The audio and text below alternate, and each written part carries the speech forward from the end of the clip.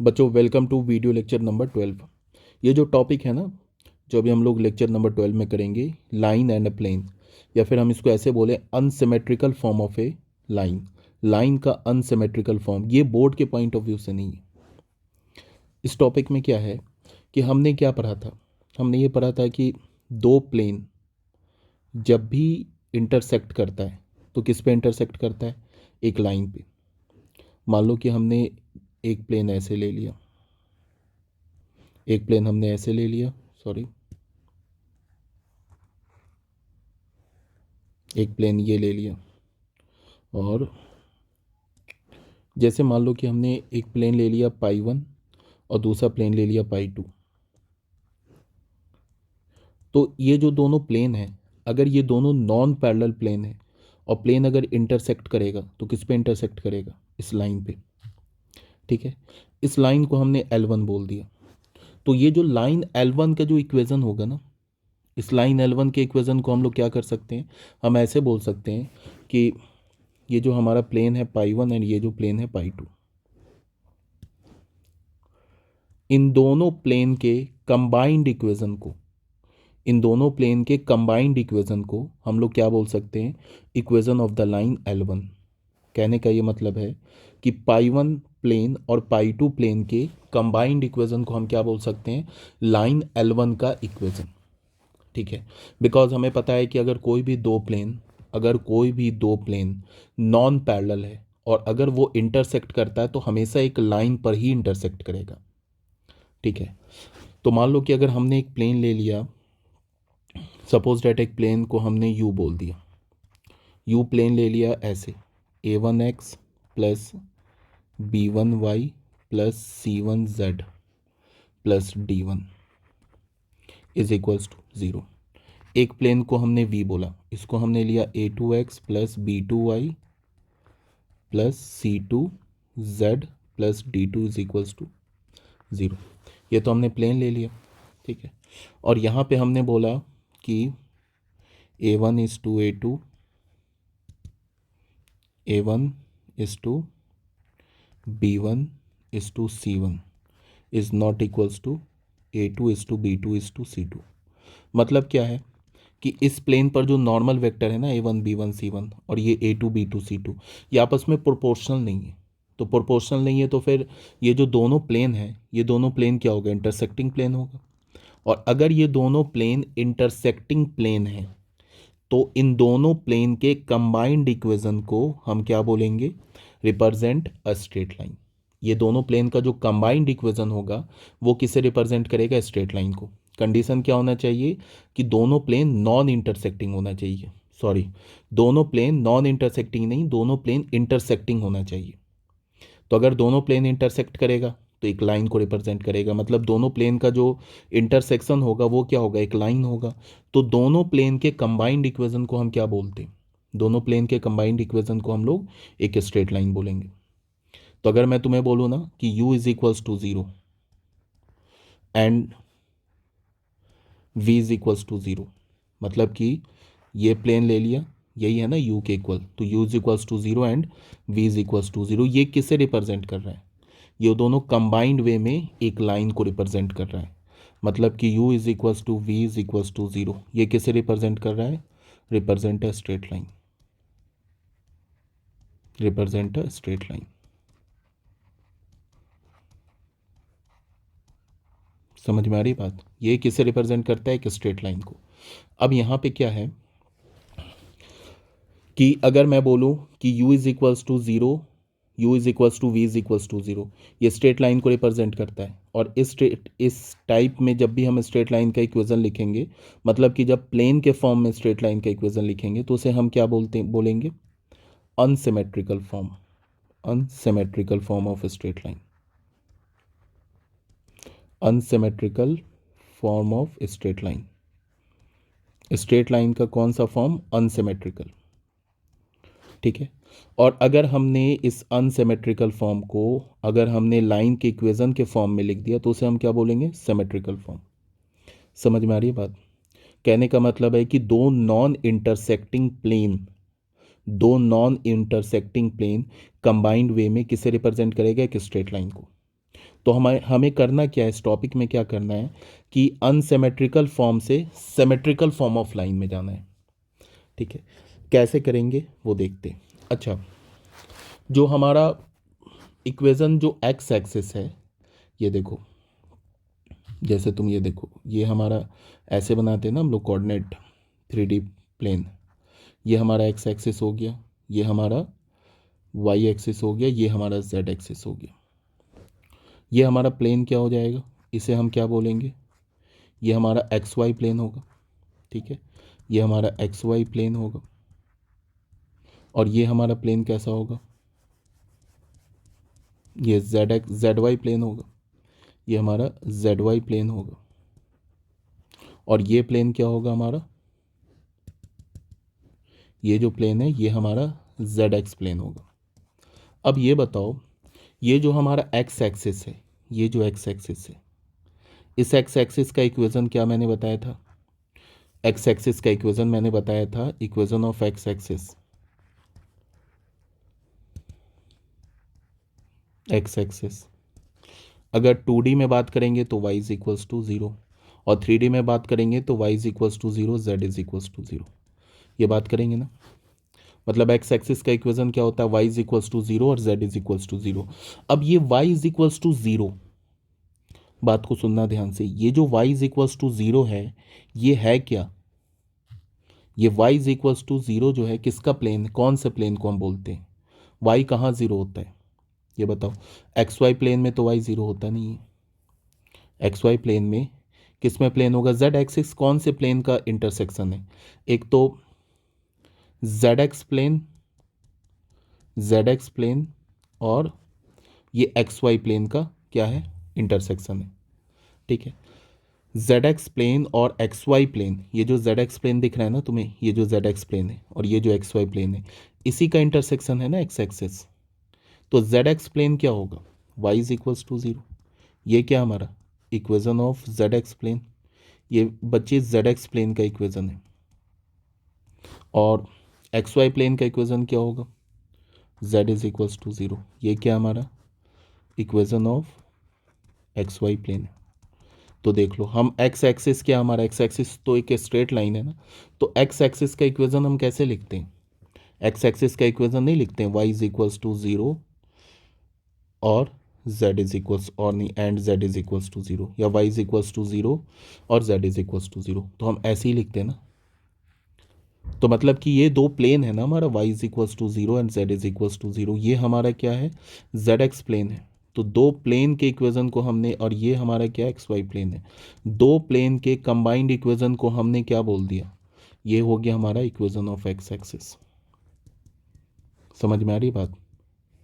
तो ये जो हमारा प्लेन का ये जो लिखा हुआ है ना, ये किस फॉर्म में लिखा हुआ है, ये अनसिमेट्रिकल फॉर्म में लिखा हुआ है। मतलब जो एक्स एक्सिस का इक्वेशन जो लिखा हुआ है, ये अनसिमेट्रिकल फॉर्म में लिखा हुआ है। क्यों अनसिमेट्रिकल फॉर्म में लिखा हुआ है, बिकॉज हमने एक्स एक्सिस के इक्वेशन को दो प्लेन के इक्वेशन के फॉर्म में लिखा। तो अगर कभी भी तुम किसी भी लाइन के इक्वेशन को ना दो प्लेन के फॉर्म के इक्वेशन में लिखो, मतलब दो प्लेन्स लिख दो और बोलो कि ये दोनों प्लेन्स कंबाइंड वे में एक स्ट्रेट लाइन को रिप्रेजेंट कर रहा है, तो उन दोनों प्लेन्स के इक्वेशन को हम क्या बोलेंगे, या फिर लाइन के इक्वेशन को हम क्या बोलेंगे, अनसिमेट्रिकल फॉर्म। हमें किस में कन्वर्ट करना है, रिड्यूस करना है, reduction of unsymmetrical form, unsymmetrical form two symmetrical form. हमें अनसिमेट्रिकल फॉर्म से सिमेट्रिकल फॉर्म में रिड्यूस करना है। कैसे करेंगे वो देखते हैं। मान लो कि हमारे पास अनसिमेट्रिकल फॉर्म में जो लाइन की इक्वेशन ऐसे दे रखी है, हमने एज्यूम कर लिया, लेट द अनसिमेट्रिकल फॉर्म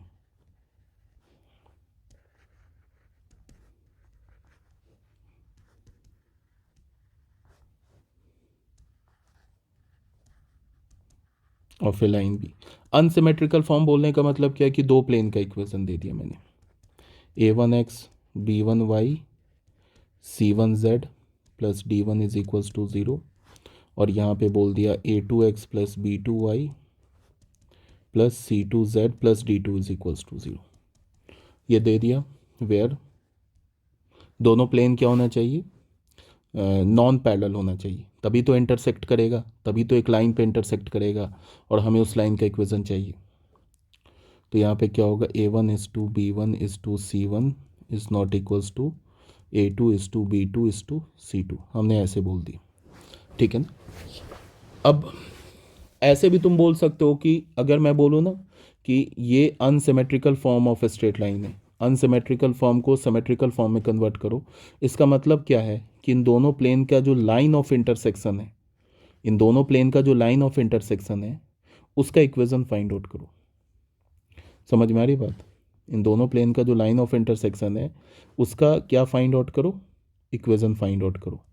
मतलब कहने का मतलब है कि ये ऐसे प्लेन हो गया, एक प्लेन ये हो गया, एक प्लेन ये हो गया, इन दोनों का लाइन ऑफ इंटरसेक्शन ये है ना, इसी का बोल रहा है इक्वेशन निकालो। अगर तुमने इसका इक्वेशन निकाल लिया तो फिर ये क्या हो जाएगा, इस लाइन का जो इक्वेशन होगा वो क्या होगा, सिमेट्रिकल फॉर्म ऑफ लाइन, ठीक है। अब इक्वेशन कैसे निकालोगे, किसी भी लाइन का इक्वेशन लिखने के लिए हमें क्या चाहिए, एक तो डायरेक्शन रेशियो चाहिए लाइन का, और दूसरा क्या चाहिए, लाइन पे किसी भी पॉइंट का कोऑर्डिनेट। हमें लाइन पे का एक तो डायरेक्शन रेशियो चाहिए और लाइन पे किसी भी पॉइंट का कोऑर्डिनेट।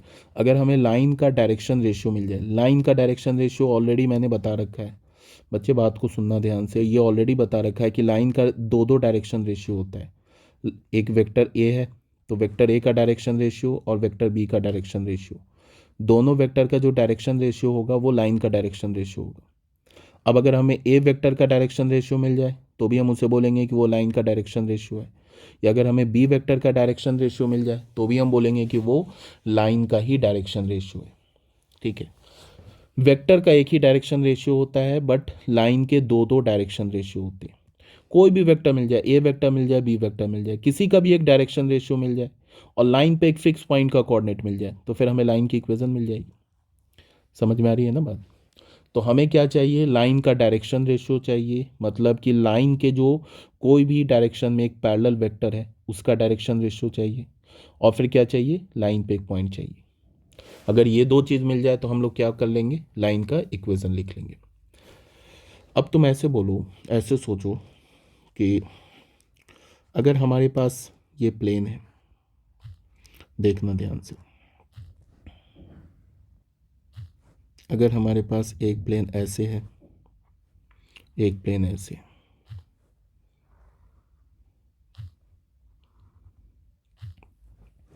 ये जो हमारे पास है ना, दोनों प्लेन का लाइन ऑफ इंटरसेक्शन, इसी का तो हमें इक्वेशन चाहिए। अब अगर कोई एक वेक्टर इस प्लेन पाई वन पे परपेंडिकुलर होगा, एक वेक्टर इस प्लेन पाई टू पे परपेंडिकुलर होगा, मतलब ये प्लेन पाई टू है, ये प्लेन पाई वन है, इसको हमने n1 वेक्टर बोला, इसको हमने n2 वेक्टर बोला। और अगर इस लाइन के कोई भी एक पैरेलल वेक्टर होगा, मान लो इस लाइन के पैरेलल वेक्टर को हमने ए वेक्टर बोल दिया। अब ये जो ए वेक्टर होगा, ये जो ए वेक्टर है ये एक्चुअली इस लाइन पे भी लाई कर रहा है, ठीक है, ये पैरेलल है ना इस लाइन के, तो ए वेक्टर को तुम पैरेलल डिस्प्लेसमेंट करा के लाइन पे ला सकते हो। और ये जो लाइन है, ये जो लाइन है, जो दोनों प्लेन का लाइन ऑफ इंटरसेक्शन है, ये तो प्लेन पाई टू पे भी लाई कर रहा है, पाई वन पे भी लाई कर रहा है ना। समझ में आ रही है बात मैं क्या बोल रहा हूँ। n1 vector pi one plane पे परपेंडिकुलर है, n2 vector pi two plane पे परपेंडिकुलर है, और इस लाइन का जो के डायरेक्शन में जो पैरेलल वेक्टर है वो इस लाइन पे लाई करेगा, ठीक है। और ये जो लाइन है दोनों प्लेन पे लाई कर रहा है, इसका ये मतलब है कि इस लाइन पर के पैरेलल जो वेक्टर ये ए वेक्टर है ये किस पे परपेंडिकुलर होगा, ये n1 वेक्टर पे भी परपेंडिकुलर होगा और ये n2 वेक्टर पे भी परपेंडिकुलर होगा, बिकॉज ये लाइन दोनों प्लेन पर है। तो दोनों प्लेन पर जो परपेंडिकुलर वेक्टर है, ये जो लाइन होगा इस n2 वेक्टर पे भी परपेंडिकुलर होगा एंड n1 वेक्टर पे भी परपेंडिकुलर होगा, बिकॉज ये लाइन दोनों प्लेन पर है।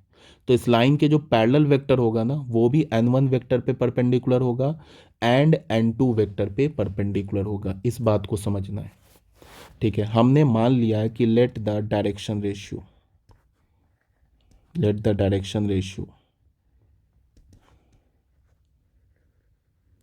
ऑफ द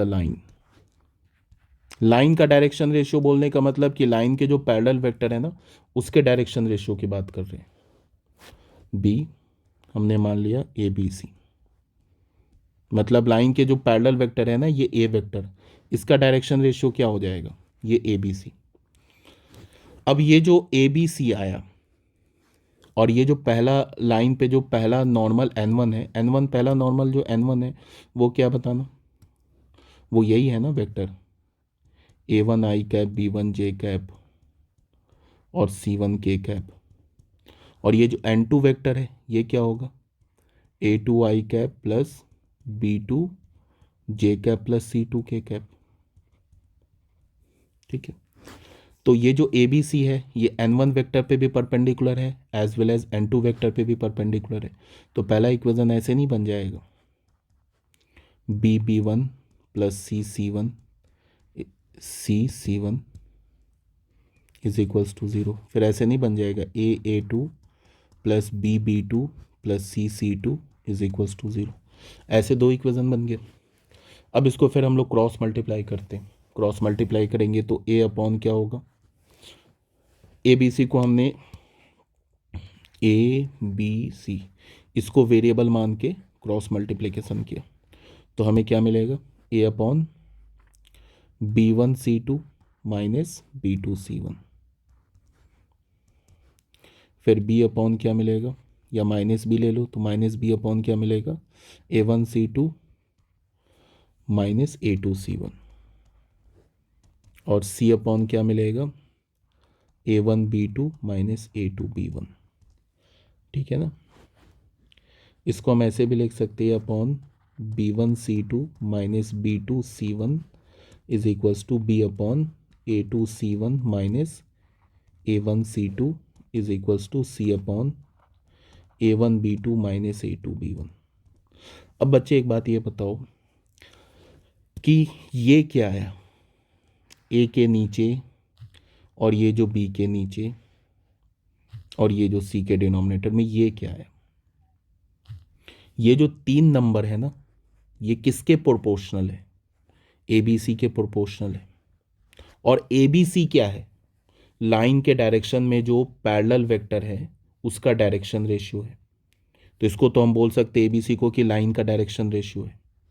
ठीक है, और अगर ये भी तुम्हें पता होना चाहिए कि अगर मैं बोलूँ, ये ऑलरेडी मैंने डायरेक्शन रेशियो में बता रखा है कि अगर हमारे पास कोई ए वेक्टर ऐसे है, मान लो ए वन आई कैप बी वन जे कैप प्लस सी वन के कैप, और अगर हमने बोला इस वेक्टर का डायरेक्शन रेशियो क्या हो गया, A one B one C one, अगर हमने लिखा A one upon A two ये इक्वल है B one upon B two is equals to C one upon C to.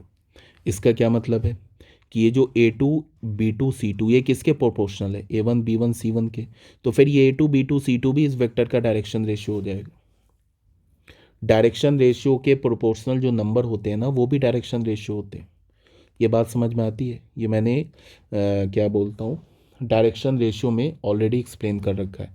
Direction ratio वाला जो वीडियो लेक्चर है ना उसमें एक्सप्लेन कर रखा है।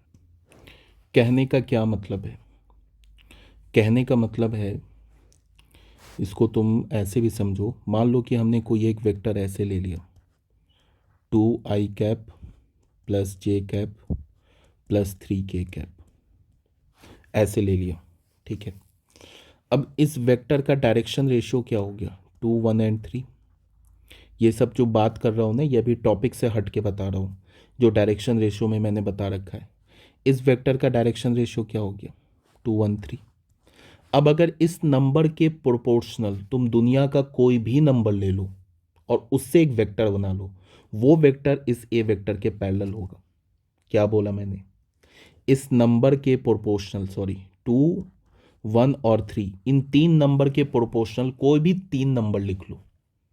ठीक है, अब क्या करो, जैसे इस तीन नंबर के प्रोपोर्शनल नंबर क्या होगा, 2 से मल्टीप्लाई कर दो 4 2 6। ये जो तीन नंबर है ना ये इसके प्रोपोर्शनल है, देख लो इसको, हमने 2 से देख लो, 2/4 is equals to 1/2 is equals to 3/6, है ना। ये 3 नंबर इस 3 नंबर के प्रोपोर्शनल है ना। अब इन 3 नंबर को तुम डायरेक्शन रेशियो बना के एक वेक्टर बी लिख लो, तो ये क्या हो जाएगा, 4i cap plus 2j cap plus 6k cap. तो बच्चे ये जो बी वेक्टर है ना और ये जो ए वेक्टर है ये पैरेलल वेक्टर है। समझ में आ रही है बात, ये क्या आपस में पैरेलल वेक्टर है, समझ में आ रही है बात। तो ये जो हमारा ए बी सी है ये क्या है, लाइन के डायरेक्शन में पैरेलल वेक्टर है ना। लाइन के डायरेक्शन में जो पैरेलल वेक्टर है उसका डायरेक्शन रेशियो है ना, ए बी सी। तो ये जो 3 नंबर दिख रहा है तुम्हें, ये भी क्या है, इस ए बी सी के, ये जो लाइन के डायरेक्शन में जो पैरेलल वेक्टर है, लाइन के डायरेक्शन में जो पैरेलल वेक्टर है उसके डायरेक्शन रेशियो के ये 3 नंबर प्रोपोर्शनल है। इसका मतलब कि इन 3 नंबर से भी अगर तुम एक वेक्टर बनाओगे वो भी वेक्टर लाइन के पैरेलल ही होगा। समझ में आ रही बात। इसका मतलब है कि ये जो हमारे पास 3 नंबर है इसको तुम लाइन के डायरेक्शन में पैरेलल वेक्टर का डायरेक्शन रेशियो ले सकते हो, कोई प्रॉब्लम वाली बात नहीं है।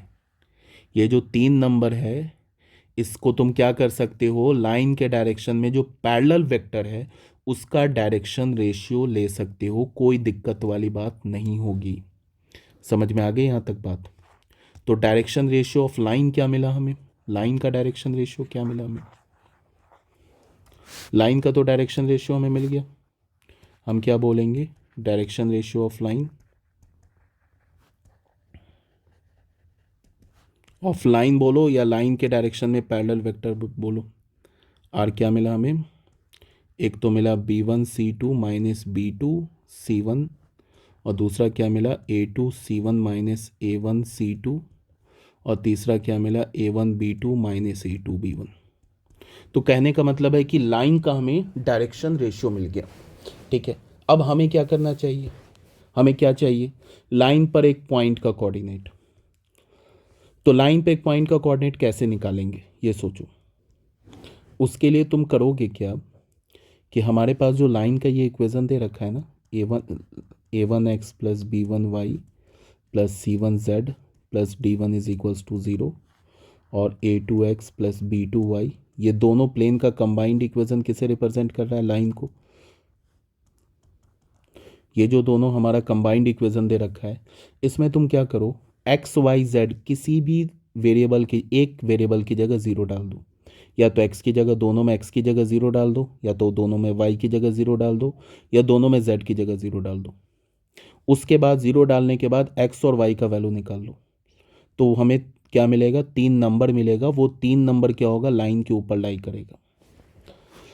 कैसे करेगा वो भी बता रहा हूँ। सबसे पहले देखो क्या करो, मान लिया हमने कर दिया put z is equals to 0, तो हमें क्या मिलेगा, a1x plus b1y plus d1 is equals to 0। ये क्या मिलेगा, a2x plus b2y plus d2 is equals to 0। यहाँ से तुम x और y का वैल्यू निकालो। x का वैल्यू क्या होगा यहाँ से, b1 d2 minus b2 d1 is equals to minus y upon a1 d2 minus a2 d1 is equals to 1 upon क्या मिलेगा, a1 b2 minus a2 b1।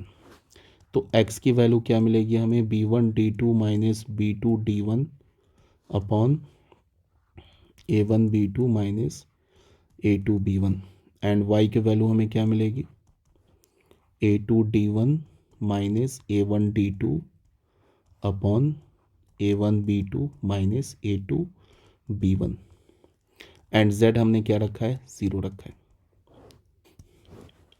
तो ये जो हमें पॉइंट मिल गया ना, b1 d2 minus b2 d1 upon a1 b2 minus a2 b1, और यहाँ से क्या मिल गया, a2 d1 minus a1 d2 upon a1 b2 minus a2 b1 comma 0।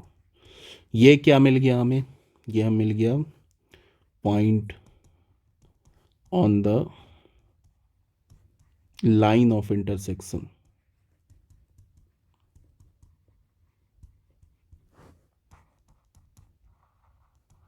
Of two planes. दोनों प्लेन्स के लाइन ऑफ इंटरसेक्शन पे जो पॉइंट है वो मिल गया। अब तुम बोलोगे कि भाई कैसे मिल गया z को ज़ीरो करके। तो मैं एक काम करो, तुम ऐसे सोचो, अगर हमने z को ज़ीरो किया तो z को ज़ीरो किया तो क्या हो गया, मतलब क्या होगा कि इन दोनों प्लेन का जो लाइन ऑफ इंटरसेक्शन होगा वो क्या होगा, वो एक्स वाई प्लेन से पास करेगा। तो जहाँ पे एक्स वाई प्लेन से पास करेगा वहाँ पे z ज़ीरो होगा। तो हमने z को ज़ीरो करके z को ज़ीरो किया, उसके बाद क्या किया, इस और इस दोनों इक्वेशन से x और y की वैल्यू निकाल ली। इसका मतलब कि इससे भी x की वैल्यू निकाल ली और इससे, मतलब दोनों इक्वेशन से एक्स वाई का कॉमन वैल्यू निकाल लिया। तो हमें क्या मिलेगा, इस लाइन पे जो भी पॉइंट होगा ना, इस लाइन पर जो भी पॉइंट होगा वो क्या होगा, इस प्लेन पे भी लाई करेगा, इस प्लेन पे भी लाई करेगा। तो हमने क्या किया, ये लाइन z को ज़ीरो किया, इसका मतलब ये लाइन x एक्सिस को जहाँ पे कट करेगा, सॉरी एक्स वाई प्लेन को जहाँ कट करेगा वो पॉइंट हमने निकाल लिया। ये लाइन है ना, तो ये लाइन तो एक्स वाई प्लेन को कहीं ना कहीं कट करेगा ना, तो जहाँ पे एक्स वाई प्लेन को कट करेगा वहाँ पे z ज़ीरो होगा। तो वहाँ पे हमने z को ज़ीरो कर दिया। उसके बाद इन दोनों इक्वेशन को यूज़ करके एक्स और वाई का वैल्यू निकाल लिया। तो इन दोनों इक्वेशन को यूज़ करके एक्स और वाई का वैल्यू निकाला, इसका मतलब कि जो ये जो दो पॉइंट्स हैं, ये दो पॉइंट्स हैं, ये क्या होगा, प्लेन पाई वन पे भी लाई कर रहा है एंड प्लेन पाई टू पे भी लाई कर रहा है। इसका मतलब लाइन पे भी लाई कर रहा है, लाइन तो दोनों प्लेन पे लाई कर रहा है ना। तो ये हमें क्या मिल गया, point of, point on line, line पे पॉइंट मिल गया, ठीक है। और यहाँ पे क्या मिल गया हमें, डायरेक्शन रेशियो क्या मिल गया, ये डायरेक्शन रेशियो मिल गया। बस हो गया, हमारा कहानी बन गया। लाइन का डायरेक्शन रेशियो भी मिल गया, लाइन पे पॉइंट भी मिल गया। अब याद करो लाइन की इक्वेशन क्या होती है। अगर कोई लाइन, अगर कोई लाइन हमारा x1 y1 z1 पॉइंट से पास कर रहा है, ये पॉइंट ऑन द लाइन है, point on the line, line पे पॉइंट है, और ये ए बी सी अगर उसका डायरेक्शन रेशियो है, ये अगर direction ratio of the line है,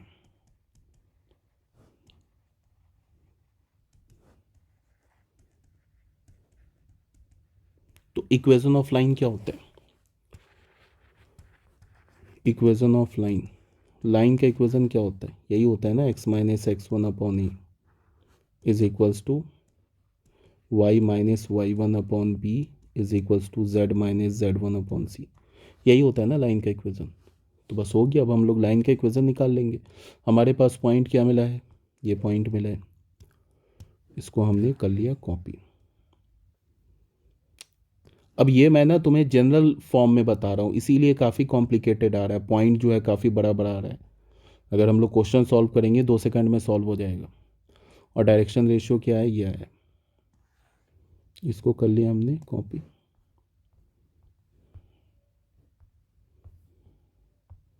ये क्या है, point on the line,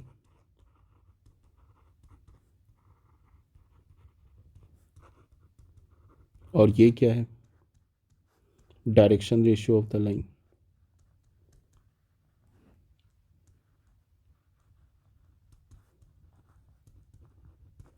line का डायरेक्शन रेशियो, ठीक है। तो इक्वेशन ऑफ लाइन क्या होगा, x माइनस x1, x1 क्या है, b1 d2 minus b2 d1 upon a1 b2 minus a2 b1 upon क्या होगा, डायरेक्शन रेशियो क्या है, b1 c2 minus b2 c1। फिर क्या होगा, y माइनस y1, y1 क्या है हमारे पास, a2 d1 minus a1 d2 upon a1 b2 minus a2 b1। Direction ratio क्या है, a2 c1 minus a1 c2। z minus zero upon क्या होगा, ये a1 b2 minus a2 b1। बच्चों ये लाइन का इक्वेशन आया। अब तुम लोग ये मत करने लगना कि ये लाइन के इक्वेशन को रटने लगना।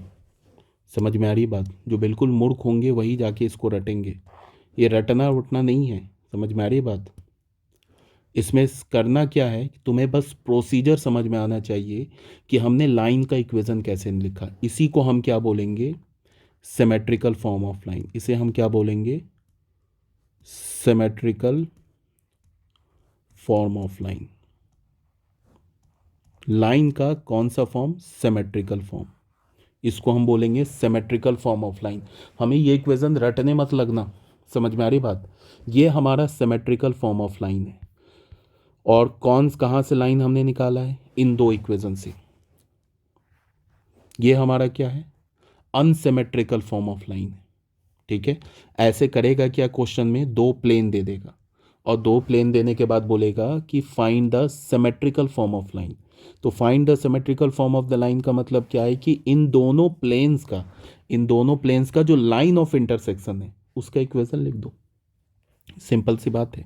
तो इन दोनों प्लेन का लाइन ऑफ इंटरसेक्शन का हम इक्वेशन, ये आ गया हमारे पास। और कैसे लिखते हैं वो ऑलरेडी बता दिया मैंने। ठीक है, तो यही था हमारा अनसिमेट्रिकल फॉर्म से हम लाइन के इक्वेशन को सिमेट्रिकल फॉर्म में कैसे कन्वर्ट करेंगे, यही था टॉपिक। नेक्स्ट वीडियो में हम लोग क्या करेंगे, कुछ क्वेश्चन सॉल्व करेंगे, फिर नेक्स्ट टॉपिक करेंगे। ओके।